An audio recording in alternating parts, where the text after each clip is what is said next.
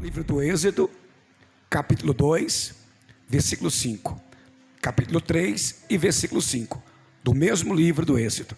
Enquanto você procura o texto bíblico, eu agradeço a Deus pela rica oportunidade de poder estar com os irmãos, adorando a Deus, congregando nessa noite, e louvar ao Senhor pela vida do pastor Cairo, sua muito digna esposa, todos os obreiros que ladeiam com ele, a banda, Deus abençoe, toda a liderança do Regenerados, essa quarta edição, que o Senhor possa vos abençoar. Ao vosso presidente, pastor Roberto Agrimar, Deus abençoe, transmito meu abraço a ele. Eu estive lá no sábado pregando para obreiros e líderes, foi uma noite especial, amém? Juliana, que bom te ver, Deus abençoe, uma amiga, uma filha, Deus abençoe. Eu trago um abraço da vossa igreja co-irmã, Assembleia de Deus, amar, servir e adorar, da minha família, pastora Eliana, meus filhos Josué, Caleb e Joyce, que hoje tiraram o dia para andar na praça, e estão lá andando na praça, e eu vim cumprir a promessa, vim cumprir o ministério, tá bom, queridos? Quem encontrou, diga glória a Deus. E a filha de Faraó desceu a lavar-se no rio, e as suas servas passeavam pela borda do rio, e ela viu a arca, diga comigo, ela viu a arca no meio dos juncos, e a enviou a sua serva e a tomou. Agora redobre a sua atenção ao capítulo 3 e ao versículo 5 do Êxodo, é praticamente na mesma página. Se você encontrou, diga aleluia. E disse: não te chegues para cá, tira o sapato dos teus pés, porque o lugar em que tu estás é terra santa. E você diz amém? Podei-vos assentar glorificando ao Senhor. Queridos, todos nós conhecemos a história do grande José, que por intermédio da graça, dos sonhos e do projeto de Deus na vida dele, Deus, por intermédio de José, vai até o Egito, e durante o governo de José, José faz do Egito uma grande potência.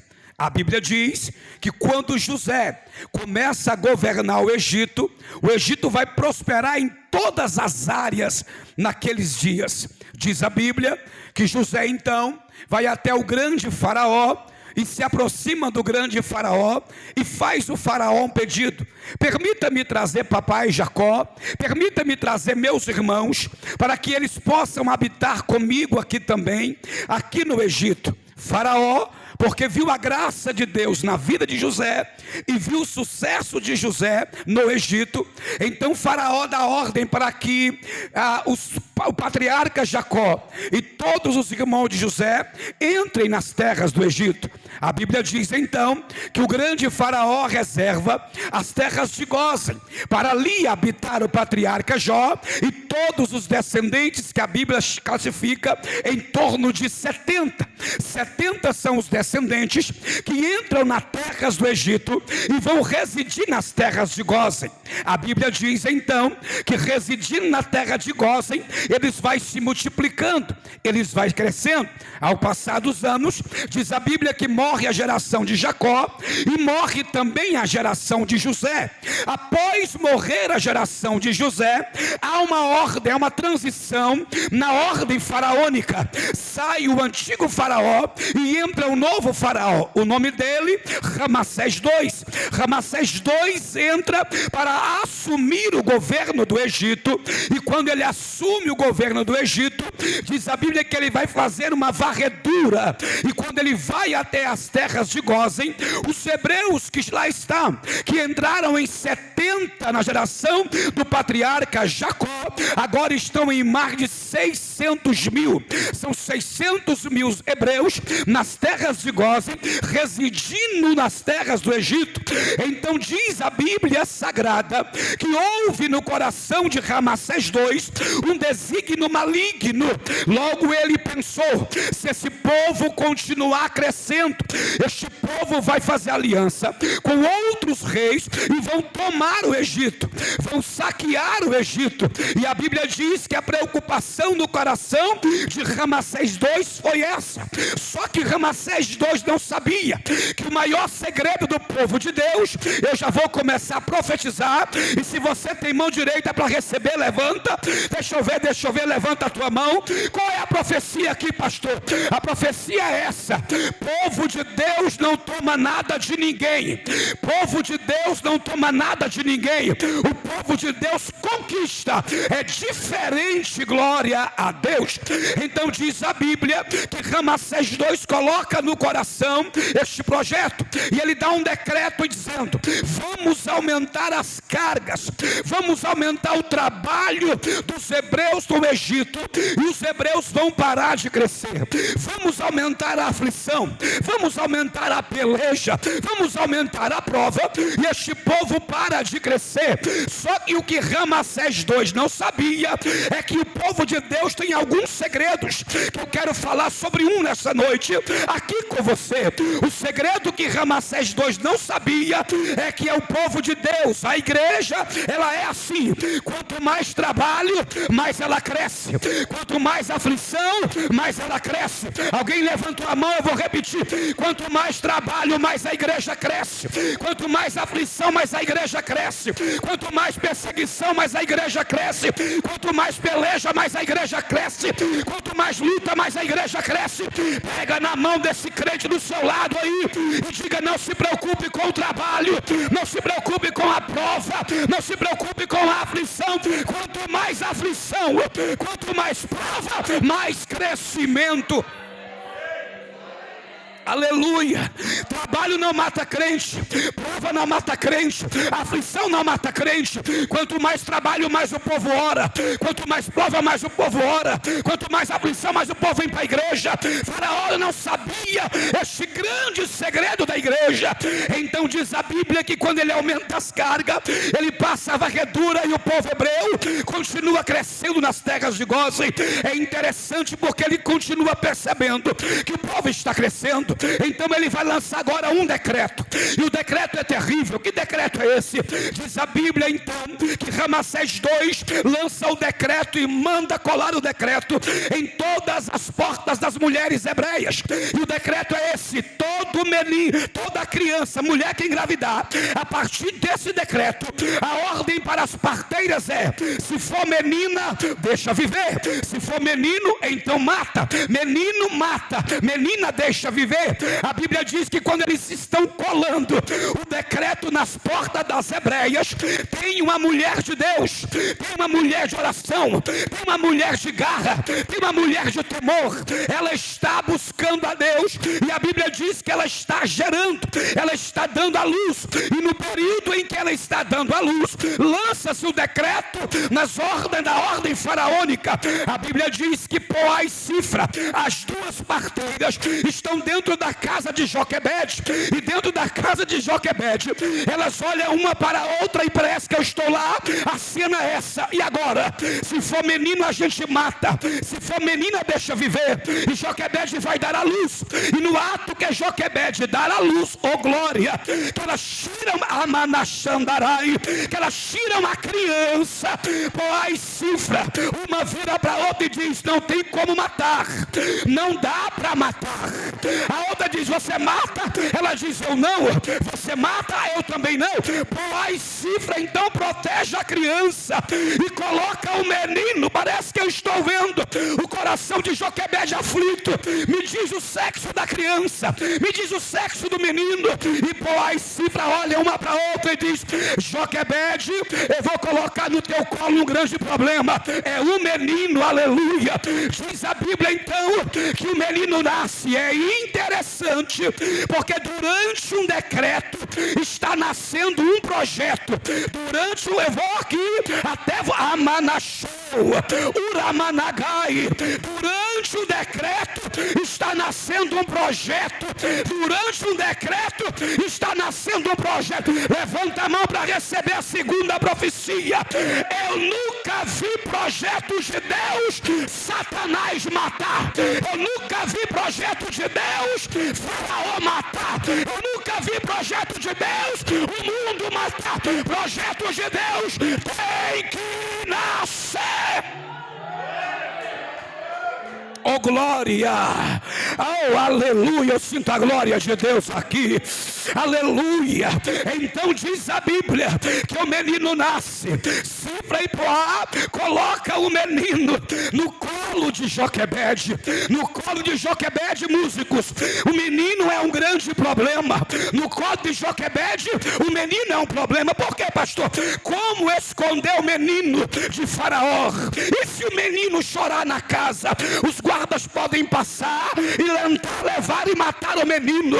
Então eu não tenho medo de afirmar que no colo de Joquebede o menino é um grande problema.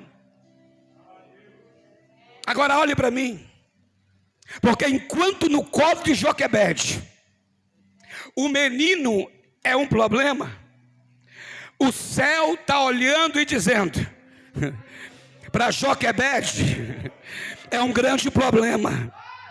Para mim é o legislador de Israel. Opa, alguém deu glória, vou repetir. Aleluia, alguém deu glória, vou repetir. O céu está dizendo, parece problema, mas para mim é projeto. Parece problema, mas para mim é o libertador de Israel. Parece problema, mas para mim é um grande projeto. Prega a Deus na minha boca, nesta quarta edição do Regenerados. Aquilo que parece problema para você, Deus vai transformar em um grande projeto. Deixa eu ver quem acredita, para dar glória ao nome do Senhor. O Manácia, Uracalabai, aquilo que parece problema é um grande projeto. Pastor, eu estou aqui, mas o meu filho está no mundo. Está no mundo, mas é um grande projeto. Pastor, eu estou aqui, mas a minha esposa não está na igreja, mas é um grande projeto. Pastor, eu estou aqui, mas meu esposo ainda não veio, é um grande projeto. Enquanto você achar que é problema, Deus está dizendo, eu vou transformar esse problema em um grande projeto. Oh, mano.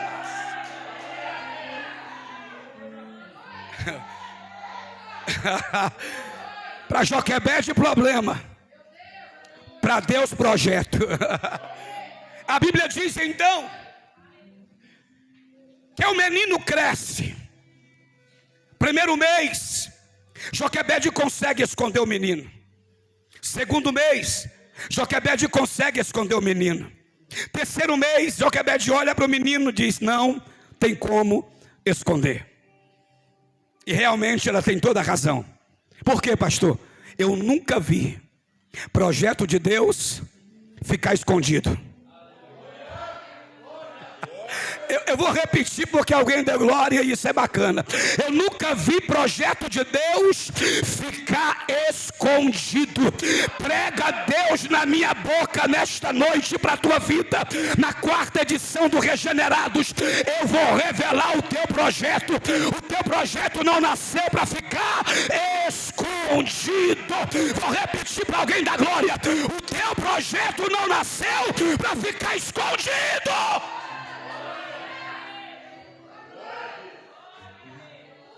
Joquebede então não tem mais como esconder o menino. Então diz a Bíblia que Joquebede vai betumar um cesto com pinche. Betuma o cesto, embalsama o cesto, pega o menino, coloca dentro do cesto. E diz a Bíblia que Joquebede vai até agora o Nilo. Quando ela chega no Nilo, a Bíblia diz então que Joquebede vai colocar o menino no Nilo. Agora pega a revelação do texto. Joquebede está levando um menino vivo para o Nilo. O Nilo recebia as crianças mortas. O Nilo recebia as crianças mortas. Mas alguém que tem vida com Deus está colocando vida aonde tem morte. Ah, você não deu glória, eu vou repetir.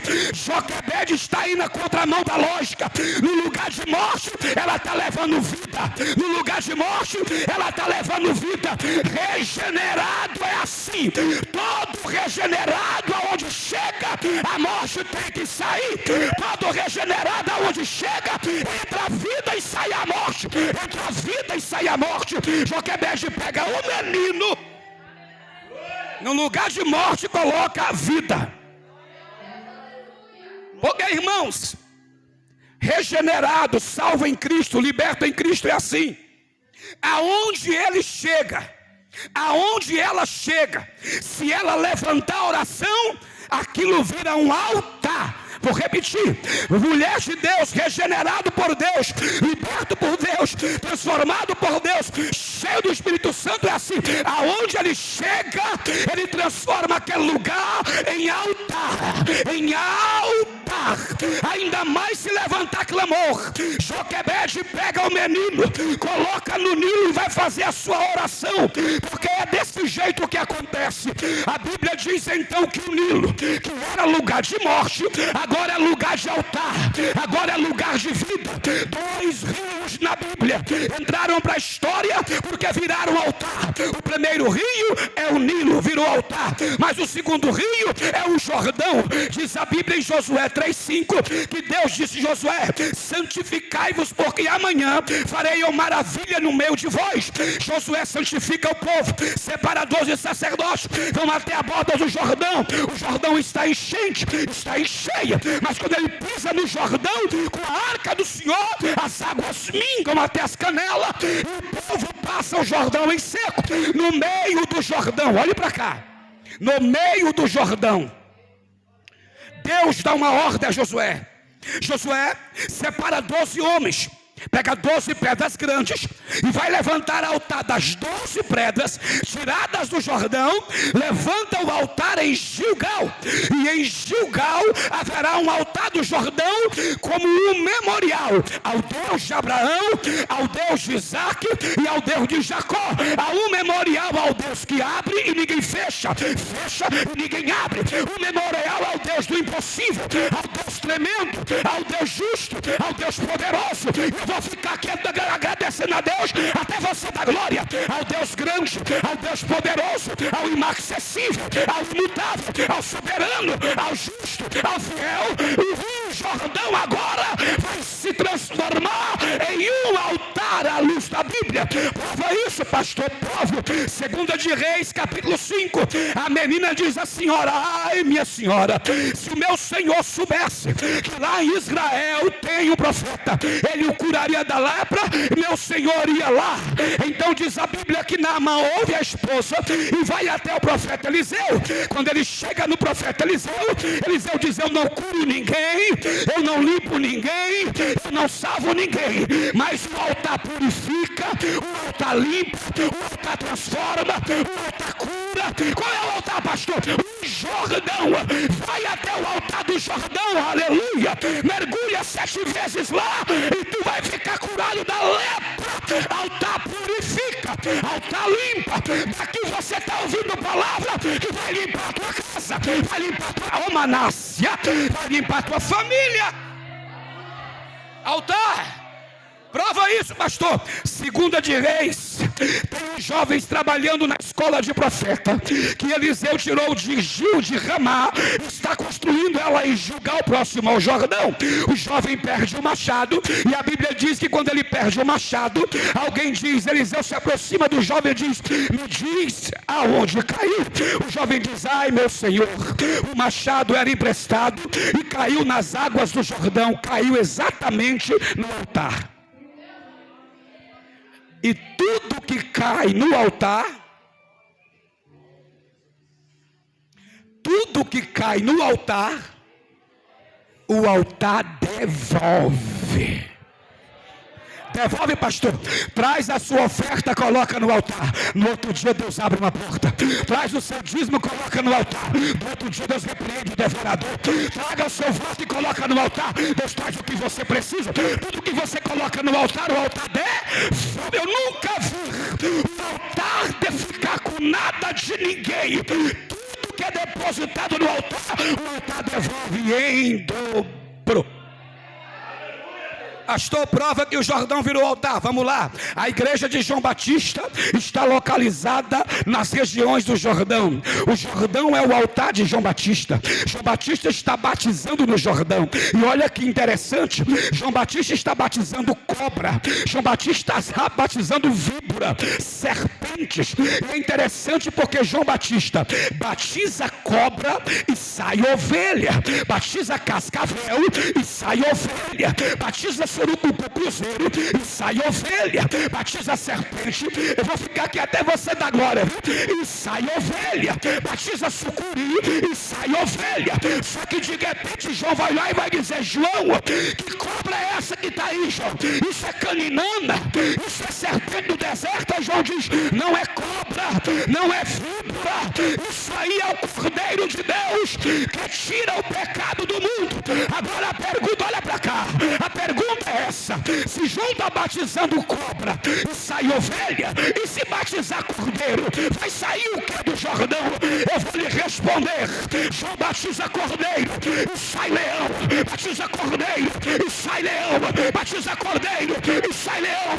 Batiza cordeiro e sai leão, para dar o brado do Calvário e dizer: Pai, está consumado. O altar transforma, o altar liberta.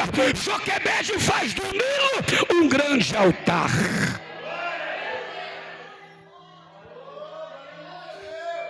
Ela chega até o rio, pega o cesto, coloca nas águas do rio. Parece que eu estou vendo o coração de Joquebede, coração de crente regenerado, porque todo crente regenerado, independente do decreto, independente da situação, ele nunca se desespera, ele confia plenamente no Deus que o chamou. Salmo 62 e verso 8: confiai neles, ó povos, aplicai nele o vosso coração em todos os tempos. Joquebede está colocando o menino nas águas do rio. Com uma mão ela balança, com o coração ela confia. Com a mão ela balança, com o coração ela confia. Oh glória, oh glória. E sabe o que é interessante, regenerados? É que enquanto o cesto está descendo, a filha de Faraó está convidando as suas servas e dizendo: me dê uma vontade de descer até o Nilo e lá me lavar. Alguém está dizendo: mas princesa, o Nilo é lugar de morte, mas hoje eu quero me lavar no Nilo. Tem alguma coisa mexendo comigo? Olha para mim, porque eu vou entregar a mensagem para a tua vida hoje. Eu vim disposto a pregar tudo aqui. Eu estou vindo da oração, aleluia. Olha para cá, por gentileza. A Bíblia diz que não era costume das princesas do Egito se banhar no Egito, no Nilo, porque o Nilo era lugar de morte. O rio no Nilo não era lugar apropriado para se lavar. Mas naquele dia que Joquebede transforma o Nilo em altar, alguém quer visitar o Nilo, alguém quer conhecer o Nilo, alguém quer se lavar no Nilo. Sabe o que é interessante? E se você não der glória, irmão, pelo amor de Deus, sabe o que é interessante? Alguém está descendo para conhecer o teu projeto. Eu vou repetir porque você deu glória. Alguém está descendo para conhecer o teu projeto. Alguém está descendo para conhecer o teu projeto. Eu vou pregar aqui profecia. Alguém vai ter que descer para receber o teu projeto. Alguém, a Bíblia diz então que a filha de Faraó está descendo com todas as suas servas. E diz a Bíblia que à medida que a filha de Faraó desce, diz a Bíblia também que o cesto desce. A Bíblia diz então que as servas da filha de Faraó se posicionam aonde, pastor? Na borda do rio. Borda é beira, borda é o início, borda é isso aqui. Se eu estou aqui na borda da escada, se passar algum inseto aqui, eu consigo ver. Se passar uma barata, eu consigo ver. Se passar qualquer coisa, eu consigo ver. Aleluia. Então as servas das filhas de Faraó estão vigiando o Nilo, para que a princesa possa se lavar sem nenhum empecilho. Sabe o que é interessante? É que elas ficam uma após a outra, observando o Nilo, para ver se está tudo bem e se a filha de Faraó pode se lavar. Permita-me nesta noite, eu quero entregar essa terceira profecia com você de pé. Fica de pé, por favor. Fica de pé, por gentileza. Libera aí as suas mãos. Aleluia. Com permissão do pastor Cairo, posso pedir pegar na mão? Então fecha aqui os corredores aqui, ó. Pega na mão uns dos outros. Isso. Que lindo, que lindo, que lindo. Pega nas mãos uns dos outros aí, por favor. Pega na mão da mulher ali, meu filho. Chega pra cá perto de mim, vem pra cá. Fica perto do seu pastor aqui. Aleluia, glória a Deus. Olha pra mim, por gentileza. Segura a mão do seu irmão e olhe pra mim aqui que eu vou entregar. A Bíblia diz que elas estão aqui, uma após a outra, vigiando as águas do Nilo. Sabe o que é interessante, banda? É que o projeto está passando. O projeto está passando por elas. E elas não vê o projeto. Não, pastor, não. Elas estão na borda do rio e o cesto está descendo. E nenhuma delas vê o projeto. Como não vê um cesto de aproximadamente 50 centímetros, estando na beira de um rio? Elas não enxergam. A Bíblia diz que o cesto vai parar nos braços da filha de Faraó. O cesto vai parar nos braços da filha de Faraó. Sacode a mão de alguém, por favor, sacode, e diga assim: sabe por quê? Melhora. Seja profeta, diga: sabe por quê? As servas da filha de Faraó não viram o cesto, não viram o menino. Diga com alta voz para esse crente da glória. Diga assim: Deus não permitiu que as servas vissem o projeto, o menino, porque o Senhor não vai colocar projeto seu, ai, se você não der glória, nas mãos de pessoas erradas. Eu vou repetir para você da glória: projeto seu, projeto de Deus não vai parar nas mãos de pessoas erradas. É por isso que elas não viram o cesto, porque Deus não coloca projetos dele na mão de pessoas erradas. Sacode a mão desse irmão, diga: está entendendo, irmão? Diga para ele: está entendendo? O teu projeto vai parar nas mãos de pessoas. Levanta a mão dele e dá glória. Levanta a mão dele e libera o glória. Senta dando glória a Deus que eu vou continuar.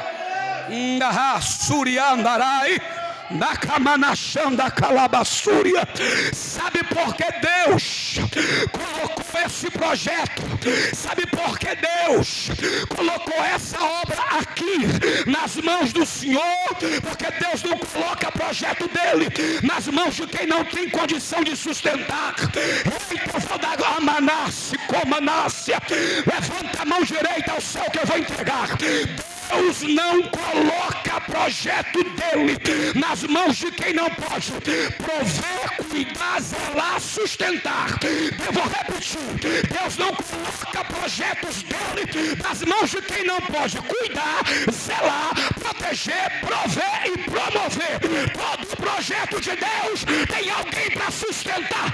Olha, todo projeto de Deus tem alguém para sustentar.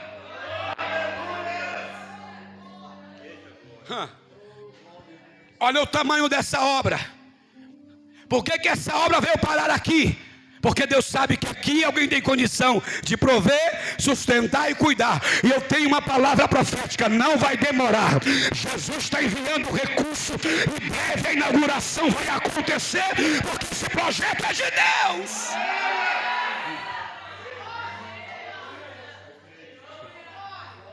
Olhe para mim. Se o cesto cai no colo das servas, elas davam aos soldados. Os soldados davam a Faraó e Faraó matava Juliana. Mas Deus não permitiu que nenhuma delas visse o cesto. Por quê? Porque Deus não coloca projeto deles nas mãos de pessoas erradas.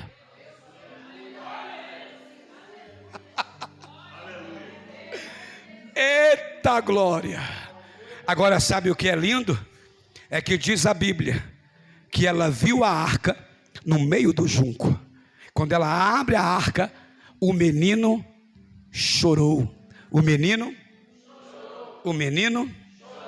Engraçado, porque a Bíblia não faz menção do menino chorar em casa. Desculpa, se chorar em casa, o menino morre.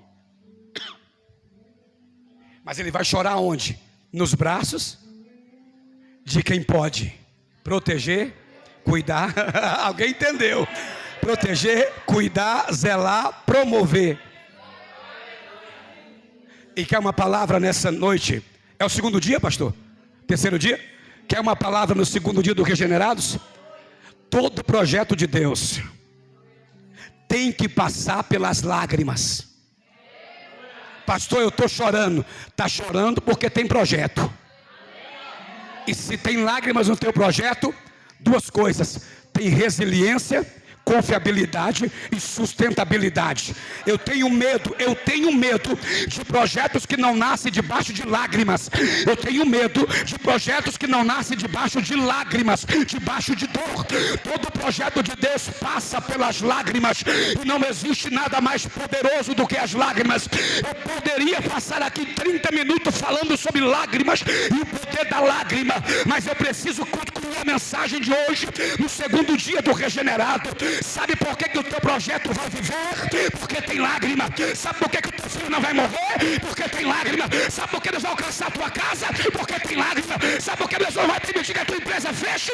Porque tem lágrima. O projeto de Deus que tem lágrima tem crescimento, tem resiliência, tem sustentabilidade. Todo projeto de Deus tem que passar pelas lágrimas. Quando ele chora, a princesa se apaixona, pega o menino, chama uma hebreia e diz: eu preciso de uma mãe que ainda amamente e que cuide do menino. A Bíblia diz então que a hebreia diz: eu conheço uma mulher, serva do Deus Altíssimo.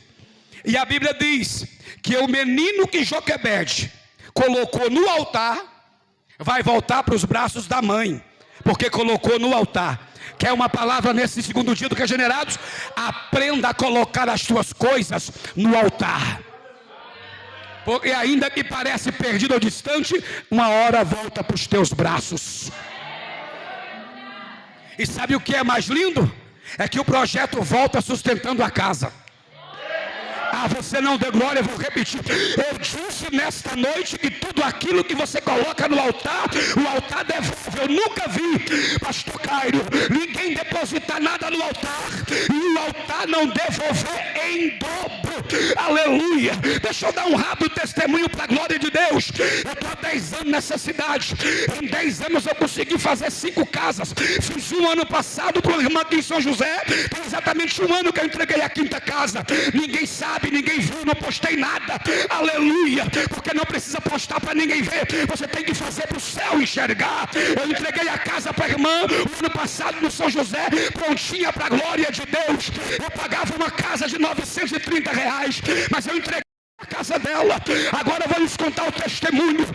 Hoje o Senhor Jesus, por misericórdia dele, eu construí 5 casas, entreguei 5 casas prontas nessa cidade para membros da igreja que pastoreava. E essa irmã que eu entreguei o ano passado, nem comigo ela congrega, mas o Senhor mandou fazer e eu fiz. E sabe o que é lindo?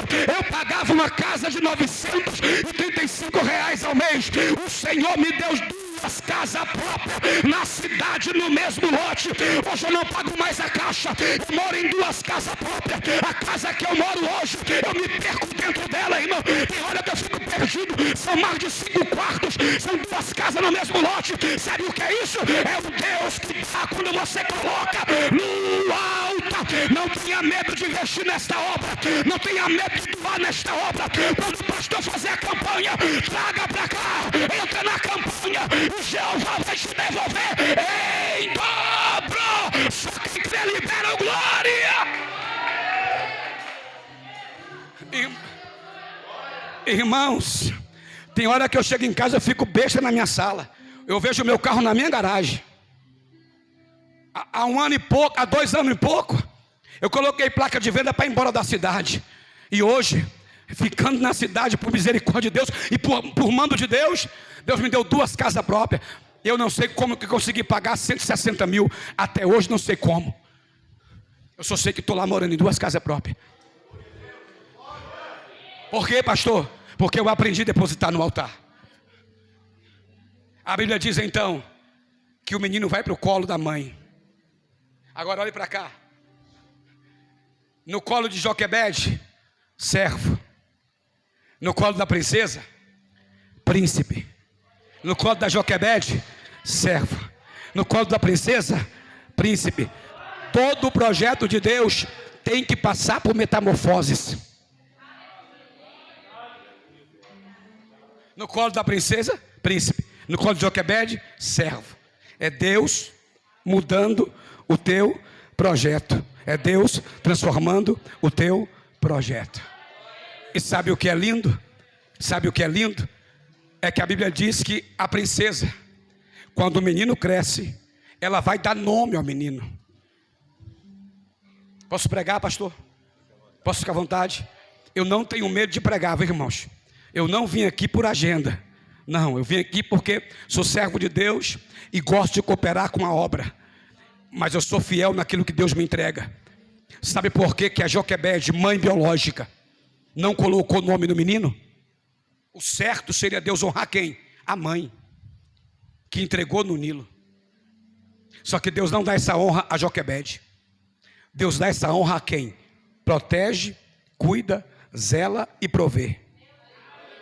Acho que eles entenderam, eu vou repetir. Deus não deu a honra a Joquebede de pôr o nome que saiu do filho, que saiu do seu ventre, mas deu a princesa, filha de Faraó. Por quê? Porque é a princesa que está cuidando, zelando, provendo, protegendo e sustentando. Aí lá vai a palavra de exortação nessa noite para todos os regenerados. Não queira colocar nome em projetos na igreja se você não sustenta, não provê, não cuida e não zela. Tem gente que é assim: ah, se fosse eu não fazia assim. Pois é, mas não é você. Se fosse eu tinha que ser assim. Aí não dá um dízimo, não dá uma oferta, não vem no mutirão, não faz uma comida e quer botar nome nas coisas de Deus. Aqui não. Eita, acabou glória. Acabou glória. Mas eu vou pregar assim mesmo, irmão. Aqui para colocar nome, primeiro tem que sustentar o projeto. Só bota nome quem sustenta. Só bota nome quem protege. Só bota nome quem cuida. Só bota nome quem zela. Se você não sustenta, não ajuda, não faz nada, então baixa a tua bola e deixa o pastor construir, rapaz. Aleluia. Só bota nome quem sustenta. O menino cresce. 40 anos no Egito. Quantos anos? Cresce em toda a ciência do Egito. Cresce na agricultura, cresce na ciência da educação, cresce na ciência da saúde. Moisés é formado em tudo no Egito. Roupa de Egito, sapato de Egito, maquiagem de Egito, trejeito de Egito, fala de Egito. Só que teve um dia que o Senhor disse: Moisés, está na hora de revelar quem você é. Você não é apenas um príncipe do Egito. Aqui que Deus faz? Permite que um dos hebreus seja por um soldado faraônico espancado. E no espancamento de um soldado, o Moisés está assistindo e vendo. A hora que Moisés olha o seu irmão, o soldado sacrificando o hebreu, o coração de Moisés vai revelar para ele quem ele é. Opa, tenho roupa de Egito, tenho coração de Egito, tenho roupa de Egito, sapato de Egito, maquiagem de Egito, fala de Egito, mas o meu coração não é desta terra. Eu sou hebreu, e ninguém vai matar o meu irmão, aleluia. Eu tenho uma palavra profética, pega na mão desse irmão do seu lado aí, por favor.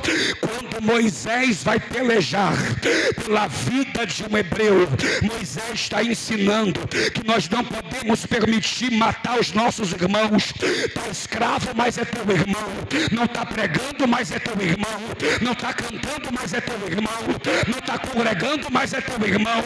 A igreja tem que parar de matar os outros dentro da própria igreja. Eu vou pregar, Jeová, olhando para a câmera que está no YouTube e vai sair gravado. A igreja precisa parar de matar os outros dentro da própria igreja. Você não foi chamado para matar o seu irmão. Para de falar mal do seu irmão, falar mal do seu líder, do seu pastor, falar mal de pregador, cancelar a agenda. Não faça isso. Você não foi chamado para isso. Moisés está dizendo: eu vou tomar a dor do meu irmão.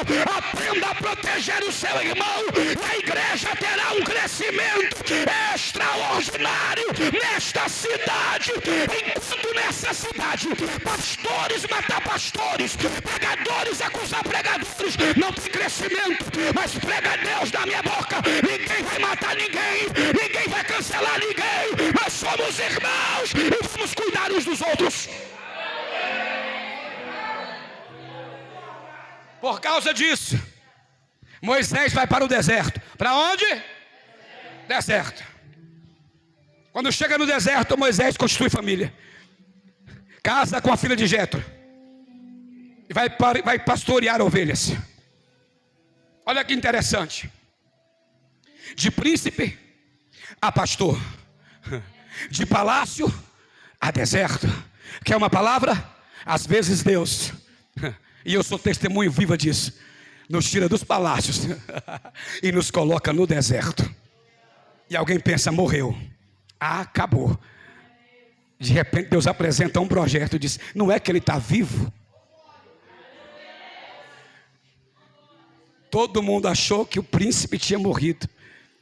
Era Deus levando o projeto para o deserto. Irmãos, projeto de Deus que não passa pelo deserto.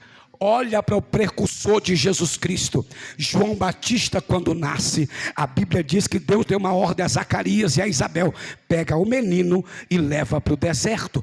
Por quê, pastor? Porque o menino no deserto é a voz que vai clamar. É um projeto vivo. Se ficar aqui, ele não vai clamar a voz do Cristo que virá. Todo o projeto de Deus passa por deserto. Está sofrendo porque tem projeto, está no deserto porque tem projeto. Agora entenda, o mesmo deserto que esconde é o deserto que vai apresentar na casa de Faraó. 40 anos Moisés passou no deserto. Quantos anos? 40. Quantos anos no Egito?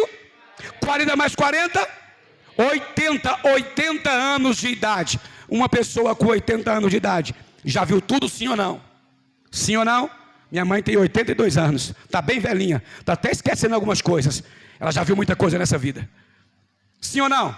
Então Deus conhece o coração do Moisés e Deus disse: vou surpreender o velho Moisés. O que Deus faz para surpreender Moisés? Vai se revelar, vai atrair Moisés em meio a uma sarça ardente em fogo. Capítulo 3, versículo 5 que nós lemos. Diz a Bíblia que Moisés está passando com as ovelhas, e quando ele se depara com a sarça está queimando em fogo, mas a sarça não se consome. A sarça não se consome. Moisés estava acostumado a ver sarça pegar fogo e virar cinza. Só que naquele dia a sarça não se consome. Por que a sarça não se consome? Porque o fogo é diferente, a fumaça é diferente, o cheiro é diferente, o ambiente está diferente. Por que, pastor? Aonde Deus se manifesta, nunca mais o lugar fica o mesmo. Aonde Deus se manifesta, nunca mais o lugar é o mesmo.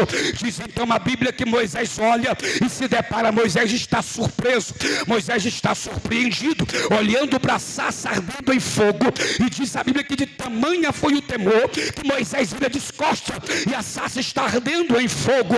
Prega Deus na minha boca para alguém. Nós estamos entrando, estamos finalizando o primeiro semestre do ano de 2025. Pega isso aqui nesta noite, por gentileza. Vou repetir: prega Deus na minha boca. Nós estamos finalizando o primeiro semestre do ano de 2025. O que Deus está dizendo para pregar para você é: avisa para alguém nesta noite que o segundo semestre eu vou te surpreender. Eu vou te surpreender. Opa, alguém entendeu e deu glória? Eu vou te surpreender. Eu vou repetir: prega Deus na minha boca. Vai ter surpresa no segundo semestre. Vai ter surpresa no segundo semestre. Deus está surpreendendo o velho Moisés. Agora olhe para mim. O fogo está sobre a sarça. Mas a sarça não secou. Por quê, pastor? Simples. Fogo de Deus, aonde se manifesta, traz sustentabilidade. Fogo de Deus, aonde se manifesta, não se consome, traz resiliência. Eu tenho medo desse fogo que o povo diz que tem, mas não frequenta escola bíblica dominical, não frequenta culto de ensino, não frequenta nada, não obedece nada. Esse fogo não traz sustentabilidade. Eu não conheço esse tipo de fogo. Fogo de Deus traz resiliência e sustentabilidade. É por isso que a sarça não se consome, porque o que está lá é fogo de Deus. Aí é interessante. Por quê? Porque Moisés está de costas para a sarça. O temor foi tão grande que ele virou de costas. A Bíblia diz então que o fogo atrai. Diga comigo: fogo atrai Moisés. Aí Deus da sarça vai dizer: Moisés, Moisés, não te chegues para cá. Tire a sandália dos teus pés, ou os sapatos dos teus pés, porque o lugar em que tu estás é terra. Olhe para mim.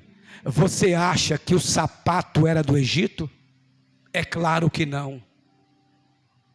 Você acha que Deus se limita a um sapato? É claro que não. Pastor, prova que a sandália, que o sapato não era do Egito. Eu nunca vi nada do mundo ter durabilidade.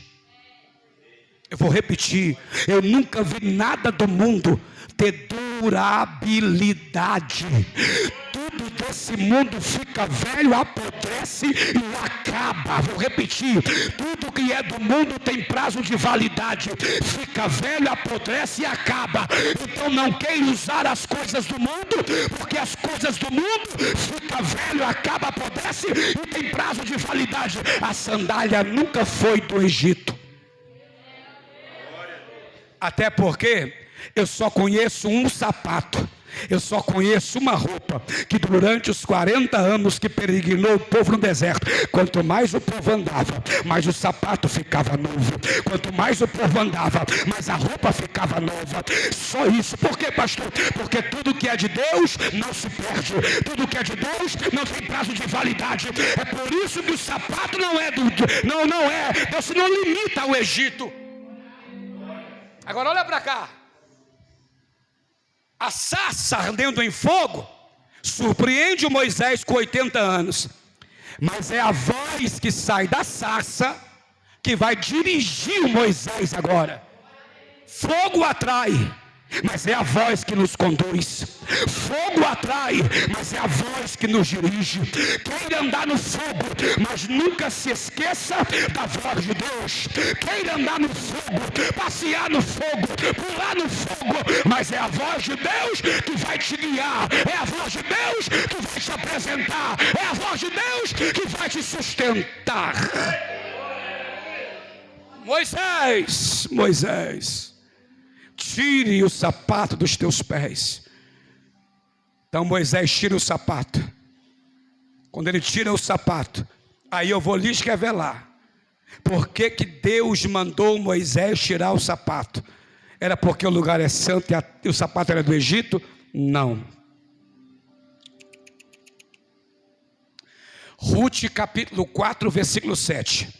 Havia, pois, um costume em Israel, quanto ao remidor, ao comprador. O homem que comprava a herdade, tirava os sapatos, dava ao outro homem, e aquilo era como um negócio fechado, negócio selado, acordo feito. Era a mesma coisa de você pegar uma casa, igual eu comprei, fui no cartório e lá transferi a casa para o meu nome. Eu tenho um contrato, eu tenho um papel, eu tenho um documento. Os sapatos que Deus está falando com Moisés no Egito, aleluia, não tem nada a ver com o Egito. Era Deus dizendo: Moisés, vamos subir de nível. Moisés, vamos ver coisas que homem comum não vê. Moisés, vamos viver coisas que homem comum não vive. Mas para isso acontecer, Moisés, eu tenho que fechar o negócio contigo. Vou repetir: o sapato era negócio fechado. Havia, pois, um costume em Israel: o homem tirava o sapato, dava ao remidor, e o negócio estava fechado. O negócio estava fechado. Ah, pastor, prova isso aí. Vamos ler a Bíblia, porque eu senti de ler. Abra a sua Bíblia aí, por favor, eu estou encerrando. Ruth capítulo 4. Vamos conferir esse negócio aqui. Ruth capítulo 4, versículo do número 7. Olha o que diz a Bíblia Sagrada. Aleluia. Ruth 4, 7. Eu vou ler para você. Havia, pois, já de muito tempo este costume em Israel, quanto à remissão do contrato, para se confirmar todo o negócio, que o homem descalçava o sapato e dava ao seu próximo, e isto era por testemunho em Israel. Quem entendeu, diga glória a Deus. Isso era por testemunho em Israel. Então o que Deus está dizendo a Moisés é: Moisés, quer viver o extraordinário? Moisés, quer sair da mesmice? Moisés, quer sair do deserto? Moisés, quer ver a rocha jorrar água? Moisés, quer ver cajado virar cobra e cobra virar cajado? Moisés, quer ver as 10 pragas? Moisés, quer ver nuvem caminhando durante o dia? Moisés, quer ver tocha de fogo à noite sobre a terra de Israel? Moisés, quero, Senhor. Então vamos fechar um negócio. Tira o sapato e nós temos um negócio fechado. Tira o sapato e nós temos um acordo. Tira o sapato e nós temos um com o outro um compromisso. Por que Deus fez isso, pastor? Porque era costume em Israel, e Deus não quebra preceitos, e Deus não quebra princípio.